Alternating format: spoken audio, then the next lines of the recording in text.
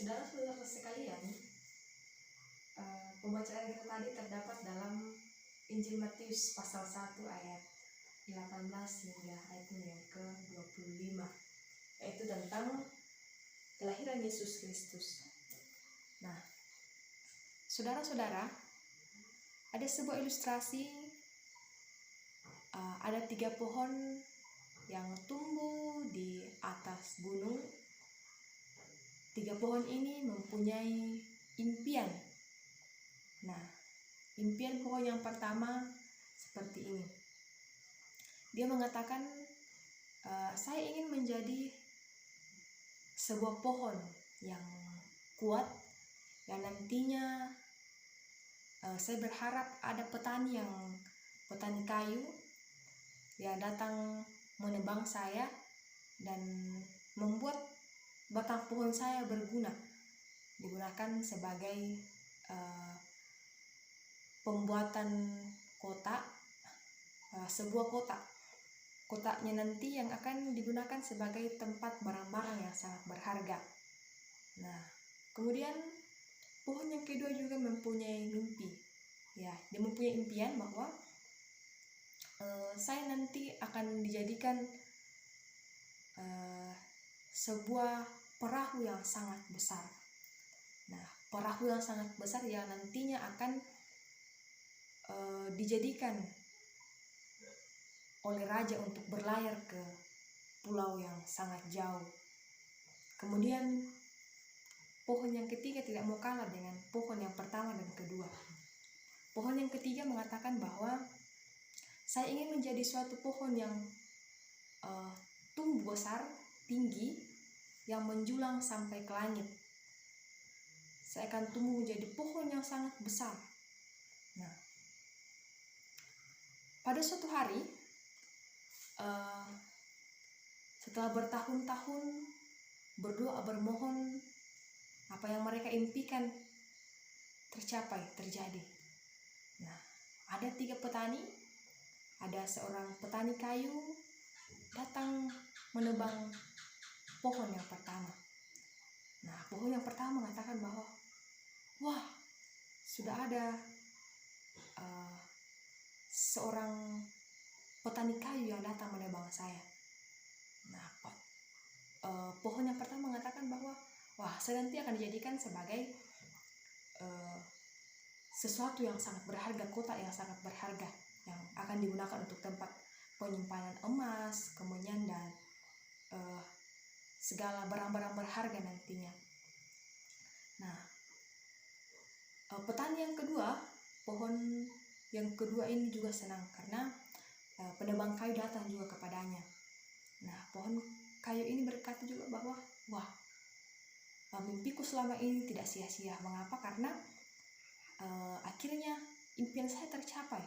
Ada petani kayu yang datang kepada saya untuk menebang saya, yang nanti akan dijadikan sebagai perahu, kapal yang sangat besar, yang nanti akan ditempati raja-raja, orang yang sangat penting untuk pergi berlayar sampai ke penghujung dunia, seperti itu. Pohon ketiga juga seperti itu. Namun ternyata apa yang diharapkan oleh ketiga pohon itu tidak sesuai dengan realita, tidak sesuai dengan faktanya. Mengapa, saudara-saudara? Karena ternyata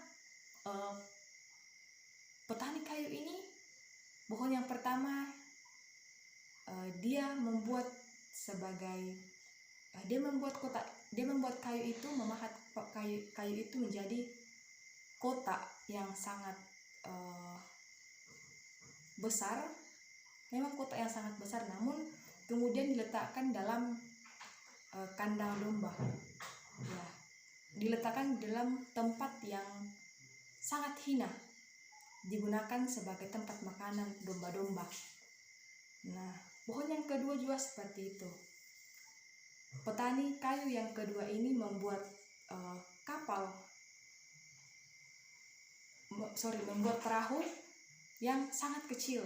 Nah, pohon yang ketiga juga, petani yang ketiga menggunakan memahat kayu yang pohon ketiga ini dia memotong kayu tersebut menjadi potongan-potongan yang sangat besar, kemudian diletakkan ke dalam gudang yang gelap, kemudian ditinggalkan begitu saja. Nah, pohon pertama, kedua, dan ketiga merasa sedih. Kenapa? Karena apa yang dia impikan bertahun-tahun, apa yang dia minta dalam doa tidak sesuai dengan realita, tidak sesuai dengan mereka inginkan. Akhirnya setelah bertahun-tahun, berpuluh-puluh tahun, mereka ditinggalkan begitu saja di dalam kesunyian. Ada sukacita yang luar biasa. Mengapa, saudara-saudara? Karena ketika kita membaca, mendengarkan ilustrasi seperti ini, ternyata pembuatan kota yang tadinya yang diinginkan oleh pohon pertama, si pohon pertama ini dia ingin menjadi kota yang sangat berharga yang digunakan. Namun apa yang terjadi tidak sesuai dengan yang dia inginkan. Namun pohon yang pertama ini ternyata dapat kita simpulkan bahwa, dapat kita maknai bersama bahwa pohon yang dijadikan sebagai kota, sebagai tempat jerami yang diletakkan dalam kandang domba ini adalah tempat kelahiran Yesus Kristus. Ya, ada seorang petani, ada seorang tukang kayu bersama istrinya yaitu Maria yang datang ke tempat itu untuk melahirkan seorang anak laki-laki. Dialah Yesus Kristus, dialah Mesias. Nah, pohon yang kedua tadi juga di dalam perjalanan dapat kita simpulkan juga bahwa ketika berlayar di tengah danau, ternyata ada Yesus dan murid-muridnya. Murid-muridnya ini tertidur pulas, kemudian murid-muridnya ini merasa takut dan gentar. Kenapa? Karena di tengah danau, di tengah perjalanan ada ombak yang datang, ada ombak yang sangat besar, dan Yesus sendiri malah tidur. Mengapa? Nah, disinilah kecemasan para murid-muridnya. Murid-muridnya merasa cemas bahwa kenapa Tuhan santai-santai, mengapa Yesus santai-santai sedangkan kita dalam bencana seperti ini. Namun murid-murid Yesus membangunkan Yesus. Ketika Yesus dibangunkan, Yesus mengatakan bahwa tenanglah. Maka danau itu pun tenang, angin ribut itu pun tenang. Nah, ilustrasi yang ketiga di sini mengatakan tentang pohon yang menjulang tinggi. Dia mempunyai impian untuk menjulang tinggi. Dia ingin pohonnya tumbuh besar dan sampai ke langit. Dia ingin seperti itu.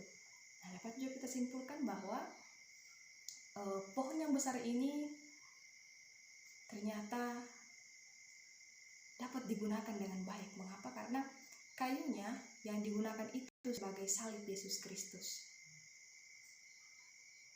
Dia disalibkan di atas Golgota, dia mati untuk kita, dan pohon yang ketiga mengatakan bahwa wah, luar biasa, apa yang saya inginkan ternyata memang terjadi. Tidak seperti yang saya pikirkan kemarin bahwa akan seperti ini. Saya bisa merasakan bahwa si pohon yang ketiga mengatakan bahwa saya bisa merasakan bahwa saya dekat dengan Tuhan. Saya dekat dengan Tuhan karena di atas bukit yang paling tinggi inilah saya merasa berguna karena ada Tuhan yang selalu berada di dekat saya dan saya bisa lebih dekat dengan Tuhan. Ya, kelahiran Yesus sungguh luar biasa bagi kita. Dia datang untuk kita, dia dilahirkan untuk ke dunia ini untuk menyelamatkan kita. Dia dilahirkan ke dunia ini untuk menebus dosa kita. Kelahiran Yesus Kristus sungguh membawa damai bagi kita. Amin.